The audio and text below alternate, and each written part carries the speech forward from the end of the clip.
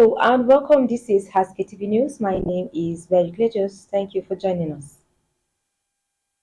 The Plateau State Independent Electoral Commission has officially released the result of last Wednesday local government council elections for chairmen and councillors. During a press conference, the Commission's chairman, Honorable Planji Daniel Shishak, announced that the ruling People's Democratic Party (PDP) dominated the election, securing victories in all the 17 local government councils across the state. The report. In addition to the PDP's success, other parties also made their mark.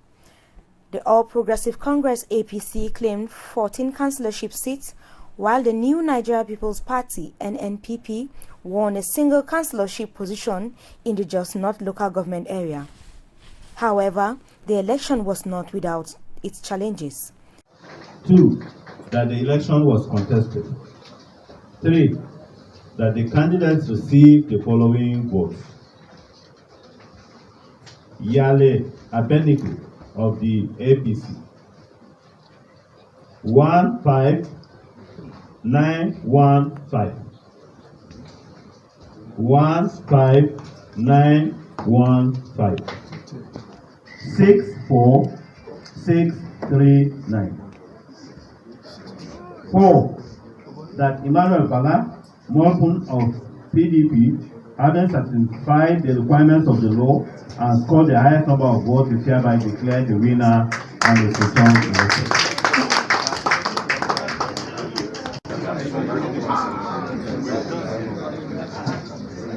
Panshin and Natango, we do not have their details.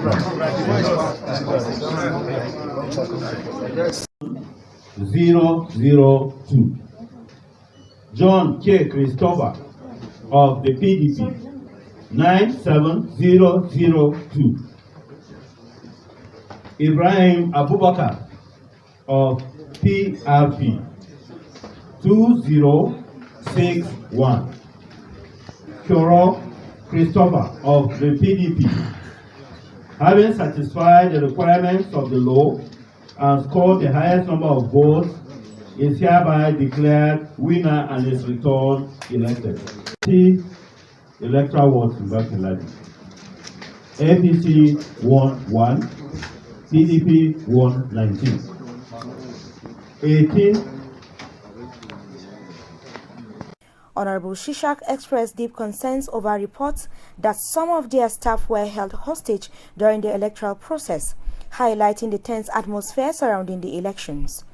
Following the announcement, certificates of return were issued to the newly elected chairman at the Commission's secretariat. I wish to give the certificate of return to Honorable Bature Sati Shua of the People's Democratic Party,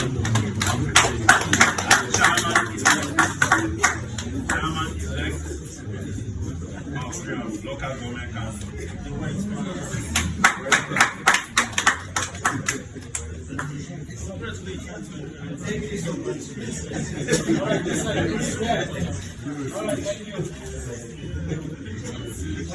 Certificate of return, the chairman-elect of Shandam Local Government Council.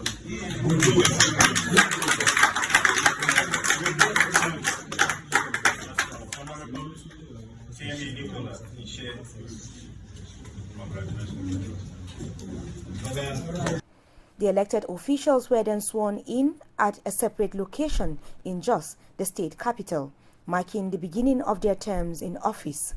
The election represents a significant moment in Plateau State's political landscape, reflecting both the strength of the ruling party and the emergence of a competition from other political entities. Barry Cletus, Haske TV News. The Independent Petroleum Marketers Association of Nigeria, IPMAN, has called on the federal government to prevent Dangote Refinery from monopolizing the oil sector by completing refineries under the Nigerian National Petroleum Company Limited, NNPC. This comes after the government allowed marketers to lift petrol directly from Dangote without going through NNPC. After Dangote began selling petrol on September 15, 2024, with NNPC as an intermediary, supply challenges emerged, prompting independent marketers to demand direct access. The recent increase in petrol prices to 1,030 naira per litre has caused queues at filling stations, with some selling as high as 1,300 naira per litre. IPMAN's spokesperson Chinedu Okadike criticized NNPC for relying on Dangote and urged the government to restore the Port Harcourt refinery, saying it could offer petrol at 750 naira per litre if operational. He stressed the need for government-owned refineries to challenge Dangote's pricing tied to global oil rates.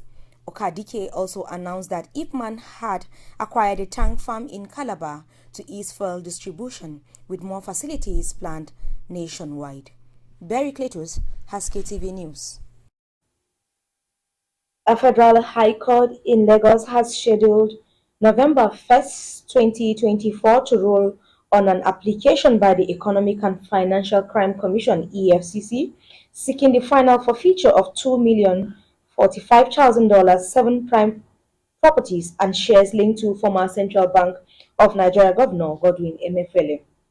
Justice Dende Depiolu will also rule on Emefiele's application contesting the court's jurisdiction to handle the forfeiture proceedings.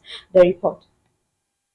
In an earlier ruling on August 25, 2024, the court had granted the EFCC temporary custody of the assets and directed the publication of the interim forfeiture order, inviting interested parties to present reasons why the assets should not be permanently forfeited to the federal government. At the hearing on Friday, EFCC counsel Rotimi Oyedepo-San argued for the final forfeiture, stating that the share certificates in question were uncontested. He adopted his written submission dated August 29, 2024 and urged the court to transfer the asset to the government. In response, Emefiele's lawyer, Olalekan Ojo-San, asked the court to reject the EFCC's application. After hearing arguments from both parties, Justice Depiolu adjourned the matter to November 2024, first for ruling. Barry Cletus, Haske TV News. We'll now take a break. When we return, Haske TV News will continue. Please stay with us.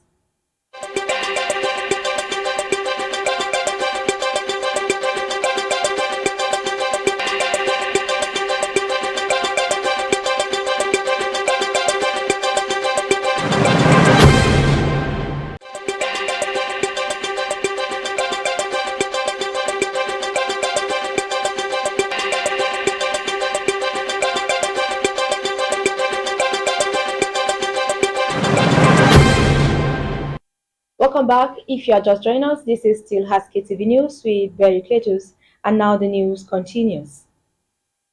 The governor of Adamawa State, Ahmadu Fintiri, has asserted that the federal government and the National Assembly have no authority to determine how local governments utilize their allocations. Speaking during an interview with journalists, Fintiri argued that there is no issue with states and local governments operating a consolidated account for joint projects. Governor Ahmadu Fintiri asks who is dictating the federal government how they spend their money and dictating the National Assembly how they expend their subvention. He says the Senate is just trying to overheat the system by making themselves relevant in this time of hardship instead of focusing on the real concerns of citizens. They should address the electricity tariffs, new taxes they are debating, and the issue of oil subsidies, instead of discussing autonomy, which has already been ruled by the Supreme Court and nobody is against it. Despite Nigeria's dire shortage of healthcare workers, over 10,000 trained nurses and midwives remain unemployed, according to data from the National Association of Nigerian Nurses and Midwives. Experts attribute the workforce gap to poor working conditions, low salaries, insecurity, and limited career advancement, while many healthcare professionals migrate abroad for better opportunities. The Nursing and Midwifery Council reported that over 3,000 Nigerian trained nurses obtained license to practice in the United Kingdom between April 1st, 2023 and March 31st, 2024. Meanwhile, bureaucratic hiring processes and limited government support prevent many from entering the local workforce.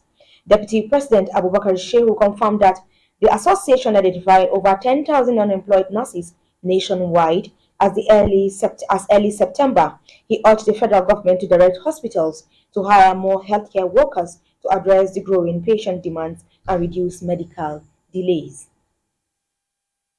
And that's the news. On behalf of the production team, my name is Very Cletus. Inviting you to stay tuned for our subsequent programs. From me is goodbye.